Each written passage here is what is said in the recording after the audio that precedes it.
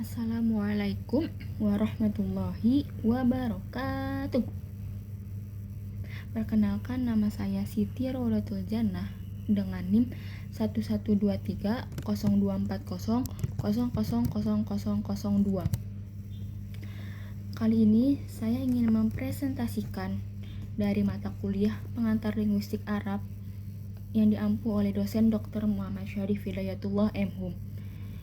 Kali ini saya ingin membahas tentang medan makna. Dalam buku Cakrawala Linguistik Arab, Hidayatullah pada halaman 1127 menyebutkan, analisis medan makna yaitu memasukkan hubungan leksemnya secara paradigmatis berlawanan, tetapi berhubungan secara morfologis dan sistematis, seperti leksem fly dan leksem wing.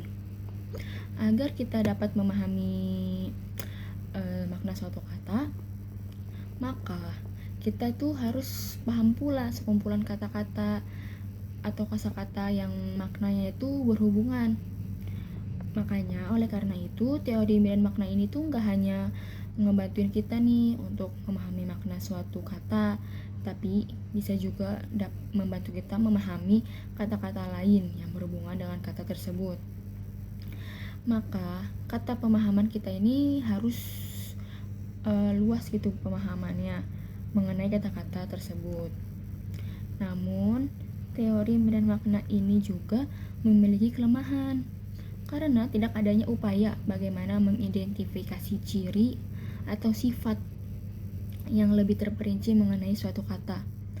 Teori medan makna ini juga itu cuman sebatas ngebantuin kita doang untuk menggolongkan kata tersebut sehingga mengerti luang lingkupnya. Kayak misalkan contohnya nih ya, ada kata-kata ahmar, asfar, abyad. Ahmar itu merah, asfar kuning, abyad putih. Nah, kata-kata ahmar, asfar, abyad ini kan ada 3 kata dan kata-kata lainnya ada tuh ya. Masuk ke dalam satu medan makna yang disebut alwan atau warna-warna.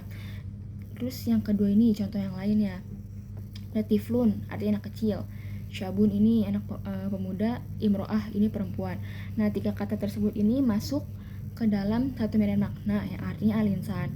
Nah, dari medan makna ini tuh kita bisa tahu nih cara menggolongkan kata tersebut. Kayak misalkan kayak ahmar nih masuknya ke golongan mana? Insan atau alwan.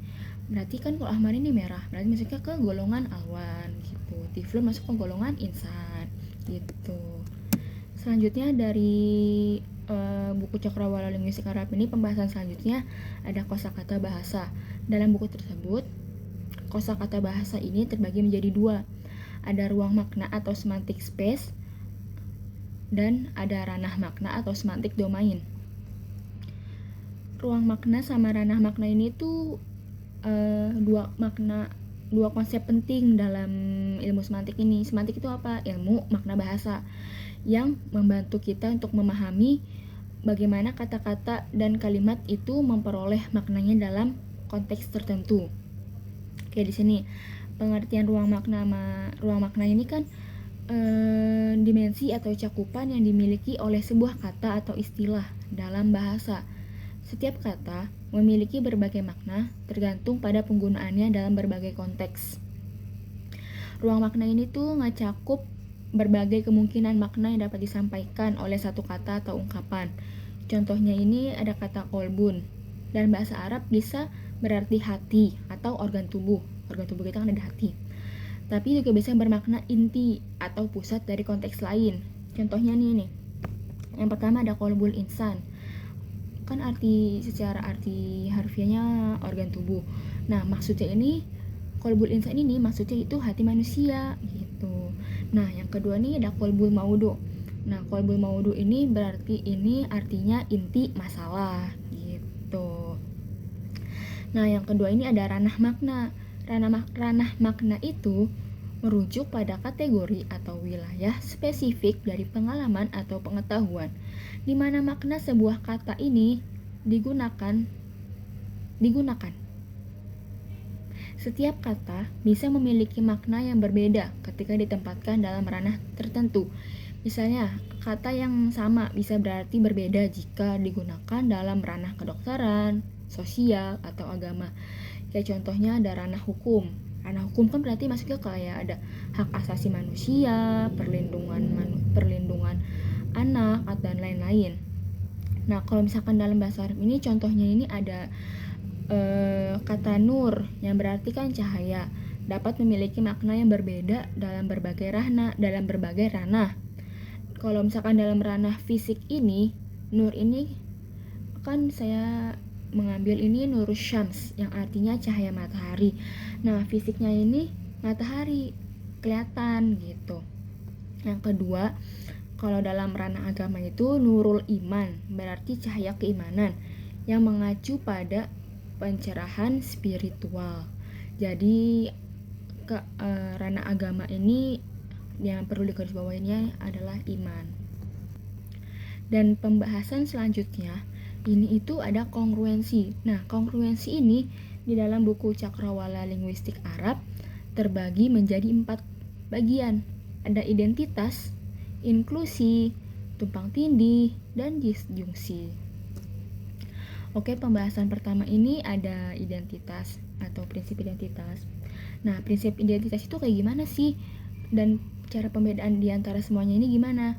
Nah, perbedaan di antara semuanya itu kayak perbedaan identitas nih. Kalau misalkan identitas itu, misalnya bila kelas A sama kelas B ini tuh memiliki anggota yang sama. Jadi tuh dia tuh kayak hampir sama dengan sinonim. Contohnya contoh yang A ini kan ada yang B-nya walidah. Nah, ini kan kata-katanya sinonim ya, sama. Artinya sama-sama ibu, umi, bunda atau yang lain. Jadi dia masuk ke dalam kelas yang sama gitu. Jadi identitas itu satu kelas yang sama kayak sinonim gitulah. Terus yang kedua ini ada prinsip inklusi. Nah, prinsip inklusi itu sama gak sih sama identitas? Beda, tentu beda. Bedanya dari mana? Kalau prinsip inklusi ini, jika kelas B ini nih, kelas B memiliki anggota yang sama, kelas B ini secara keseluruhan ini nih masuk ke kelas A gini jadinya. Contohnya ini kan di sini ada A-nya ini kan nabat, artinya itu tanaman atau tumbuhan. Nah, kelas B ini ada syajaroh yang artinya pohon sama zahroh itu tuh artinya bunga. Nah, syajaroh sama zahroh ini kan berarti masuk ke dalam kelas A yang artinya itu sama-sama tanaman lah yang ditanam gitu. Nah, yang ketiga ada tumpang tindih, prinsip tumpang tindih. Prinsip tumpang tindih itu bila kelas A sama kelas B ini memiliki anggota yang sama. Namun, ada salah satunya nih yang mempunyai anggota yang tidak ditemukan pada kelas yang lain. Contohnya, di kelas A ada kata kalbun. Nih A nih kalbun. Terus B kalbun soidun. Nah, udah pasti dong kalau kalbun ini bisa masuk ke kelas B. Tapi si B ini gak bisa masuk ke kelas A karena dia ada kata-kata soidun. Artinya kan pemburu. Jadi kan kalau misalkan kalbun soidun udah pasti masuk ke kelas A karena jenis anjing. Jenis anjingnya kayak kalbun soidun, anjing pemburu. Nah, kalau kelas A ini gak bisa masuk ke kelas B karena kalbun ini memiliki jenis yang banyak gitu. Terus di kongruensi yang terakhir itu ada disjungsi. Proses disjungsi itu bila kelas A dan kelas B ini dia mempunyai anggota yang sama. Jadi dia benar-benar beda, nggak bisa disatuin sama sekali. Kalau misalkan disatuin ya beda banget dah gitu. Misalkan di sini kan kelas A-nya ini yabi'u, artinya menjual. Nah, kalau yang B ini yashtari, membeli.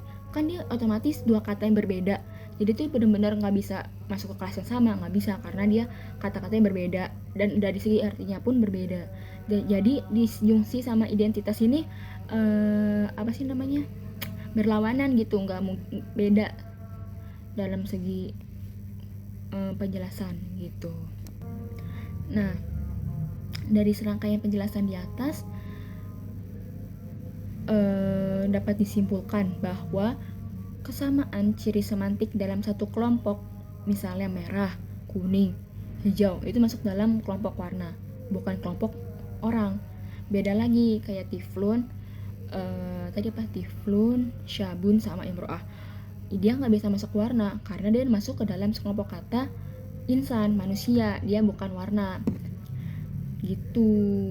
Dan kata tersebut itu lazim dinamai kata-kata yang berbeda dalam satu medan makna atau medan leksikal. Jadi dia nggak bisa tuh dimasukin misalkan kayak ada ayah, ibu, anak, kan kayak abun, ahun, ukhtun. Dia ini masuk ke dalam usroh, nggak bisa masuk ke dalam alwan atau nabat karena kan dia orang ya, nggak mungkin masuk ke alwan, nggak bisa mungkin masuk ke tadi apa alwan, nggak bisa masuk ke dalam nabat juga karena dia manusia gitu.